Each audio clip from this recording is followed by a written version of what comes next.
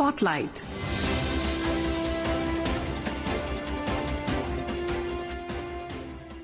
This is Akashvani. In the program Spotlight, now we bring a discussion on fake fertilizers, a growing challenge for farmers and environment. The participants are Dr. Suresh Kumar Chaudhary, Director General Fertilizer Association of India, and Vaibhav J. Srivastava, anchor.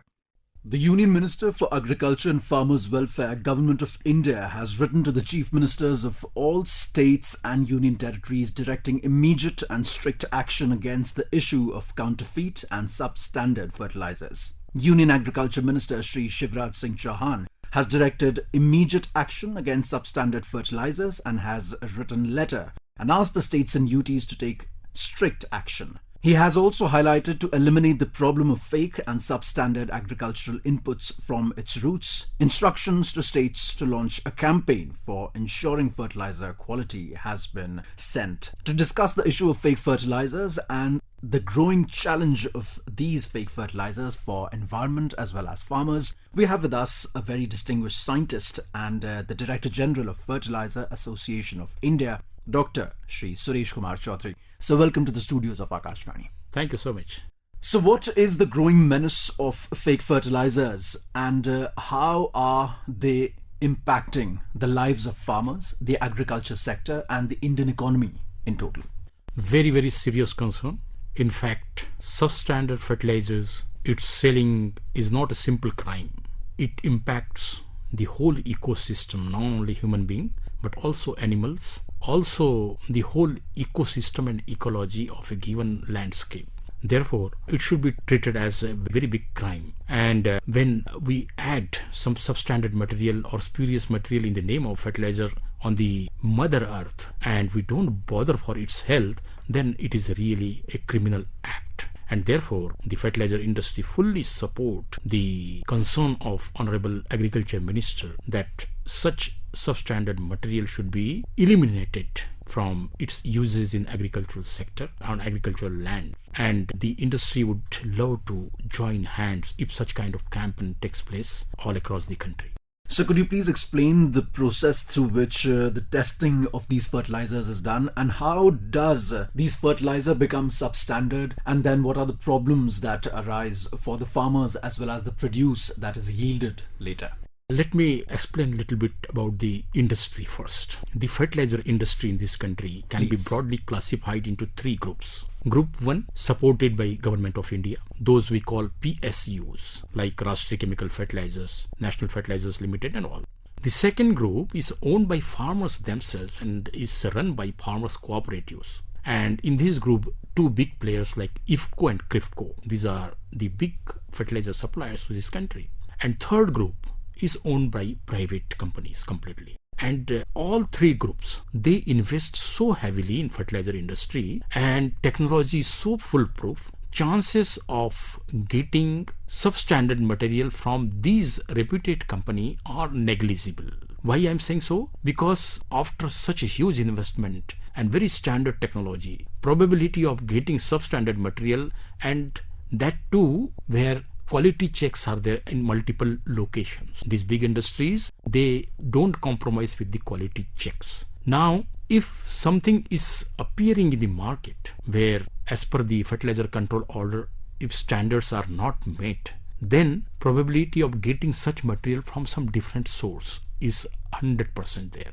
And now packing and bagging and the letters and everything, they prepare in such a manner that even a very, very clever person can also be fooled about that. And that is what people are taking advantage of. Now, second part of your question regarding the quality checks. Government of India has one fertilizer quality control laboratory. And that laboratory has regional laboratories as well in different regions of India. And all the state governments, they also have their own mechanism for fertilizer quality testing. These quality testing inspectors, they are regularly trained by the institutions, and also updation of their knowledge is also taking place. New equipments are purchased. So testing is in place. However, considering the size of the country, large cultivated area and large number of fertilizers being sold in the country, it appears to be difficult to control on every point. But as appealed by our Honorable Agriculture Minister, we need to have such a big network so that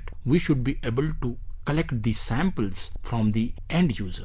Means when fertilizer bags are open on directly farmer's field, at that point we should be able to take up the sample, and sample testing should be so rapid, within a period of 3 to 4 days we should be able to give the results of that. And if material is substandard, certainly the person who supplied the fertilizer should be punished to the full extent. Likewise, for every fertilizer, we have given some standards. With standards only, they are approved in Fertilizer Control Order. And Fertilizer Control Order is developed on the Essential Commodity Act. And therefore, since it was developed by Act, so stringent provision for punishments are also there. And in the past, Government of India did it. So need to be again replicated and followed in true spirit, so that spurious material or substandard material should be checked all through for their agricultural uses.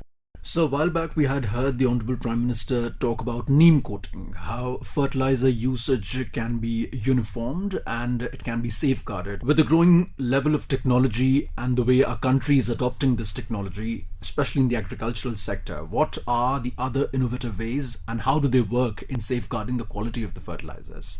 When the present government came into action in 2014 first time, and that time it was thought how to stop the diversion of fertilizer, because in fertilizer sector, other than agricultural uses, if fertilizer is used somewhere else, it should be used in full rate. No subsidy can be given for alternative uses or diverted uses. Subsidy is only for the farmers. Subsidy is for agricultural use, specifically for the farmers. And therefore, to stop that diversion, technologies were reviewed. What are the available options? The Indian Council of Agricultural Research long back did the research on various materials which can be coated on urea or several fertilizers, so that its use efficiency can be enhanced, and also the rate by which plant required to take up the nutrients, so that flow of the nutrients should match with the plant's requirement. So from that point of view, Indian Council of Agricultural Research suggested the use of neem coating on urea. I am talking only of urea. So urea crystals or prills, it's a prilled urea in India, what we are selling. So urea prills, they were coated with neem. This was unique idea. Honorable Prime Minister and the then Agriculture Minister, everybody supported, and urea was made compulsory to be coated with neem oil. Now neem oil itself has several constituents that really helps to slow down the nitrification process, so that its release becomes slow. So urea becomes a slow release urea. So automatically the moment urea becomes slow release urea, use efficiency enhances. So it was envisaged that the use of neem coating on the urea particles or urea prills will enhance the fertilizer use efficiency at least by 5%. But as a scientist, I can certainly say that the use efficiency is enhanced up to 3 to 5%. And it was that time, after coating, Government of India immediately thought that 50 kg bag should be reduced to 45 kg. So that farmers, they keep on using the same amount, only thing 5 kg was reduced there. So in that process, the biggest advantage was the urea which is coated with neem oil cannot be diverted for alternative uses, or some misuse of urea was stopped because of that. That was a very great action. Similar kind of actions are possible, and gold urea, sulfur coated urea is one idea by which Government of India and whole scientific community as well as the fertilizer industry is thinking that we can enhance the use efficiency of urea and provide sulfur additionally, so that nitrogen and sulfur can be supplied with the same amount of material which we are using. There are some other material like agrotane material. In United States of America, people are using that kind of urea. It is a blue colored urea. So that material is already used while synthesizing the urea particle or urea molecule, NH2CO, NH2. In that process, when urea is manufactured, then and there itself, that small component is agrotane component is included, and that really helps to slow down the nitrification process. And use efficiency becomes more and more. Present use efficiency is 40%. After agrotane, use efficiency enhances to 50 to 55%. So these kind of materials are available. So scientifically, there are further possibilities to get into this and enhancing the use efficiency of urea, and not only use efficiency and not only the better production, but also you can stop the diversion of such materials.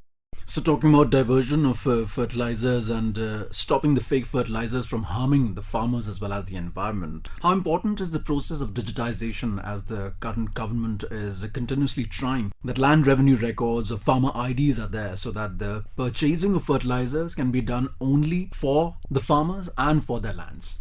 What India was doing 100 years back, what India is doing presently, and what India will do after 100 years. Fertilizers were introduced in this country after 1960s, more effectively after the introduction of Green Revolution. With Green Revolution, hybridization started and new seeds came into existence. And new seeds were nutrient and water exhaustive. Therefore, more and more fertilizer came into picture. Otherwise, our predecessors, they were using only farmyard manure and other cow-based materials which were termed as a manures, not fertilizers. Now, after 100 years, are we going to follow the same model? It's not possible.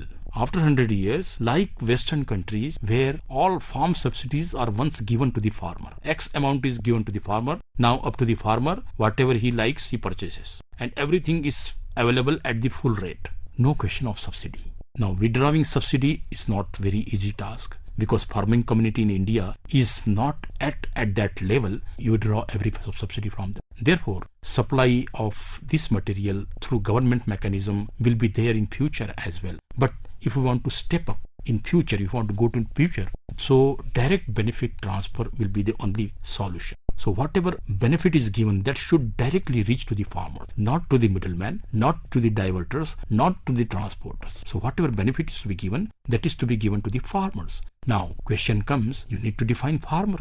You need to define the farming land. Defining farming land is possible through digitization of land revenue records. Now, defining farmer, either you say the person who is owning that land piece is a farmer, but that's not true. Somebody owns that land piece and that land is given to some contractor for cultivation. And that contractor, again, he is a very smart man. He further gives to someone, leases out, bataidar, what we call in Hindi. Now, who is the real beneficiary? Who should get the benefit of the direct benefit? Whatever amount is transferred by the government, who should get that benefit? So that needs to be defined properly. And once the man who is really performing agricultural operations on the land, who is really cultivating the land, growing the food for the country, that man should get the benefit of the subsidy and government programs. So digitization, not only land record, but digitization of individuals, whether Kisan credit card or Kisan insurance schemes or something, these things should be linked together. Fortunately, the present government has done so much so in the last, let us say, 10-11 years, that now huge database is available. Soil health card scheme, huge database of the farmers is available with Aadhaar card and land revenue record, the khasra number, and everything is given there. Then you have Kisan credit card database, KCC database, huge database is available. Now these databases can be very tactfully be used. Also, we have 6 lakh plus dealers in this country. Dealers also have database because they are selling fertilizer using the POS payments. When POS machine is used there for Kisan credit card or something, definitely you are able to capture all details of the farmer. So huge databases are available. Only thing, proper integration, proper digitization, and experts are also available in this country. There is no dearth, no deficiency of experts. So it is possible to come up with a robust database that can be used and really help the problems, not only fertilizer diversion or fertilizer impurity, but many other problems which are related to rural India, urban India as well. And also it may impact the life of every individual in this country. So we truly hope that all these initiatives of the government as well as the industry bear fruit and the agriculture sector not just grows well, but the farmers' welfare is also done on an unprecedented level. Dr. Suresh Kumar Chaudhary, thank you so much for these valuable insights and for coming here and talking with us in the Akashvani studios. Thank you so much. You were listening to a discussion on fake fertilizers, a growing challenge for farmers and environment. The participants were Dr. Suresh Kumar Chaudhary, Director General, Fertilizer Association of India, and Vaibhav J. Srivastava, anchor. This program was produced and presented by the News Services Division of Akashvani. You can listen to it on a mobile app, News on AIR. This program is also available on a YouTube channel, News on AIR Official. You may share your feedback about this program through email at airnsdtalks@gmail.com or WhatsApp on 9289094044. Spotlight.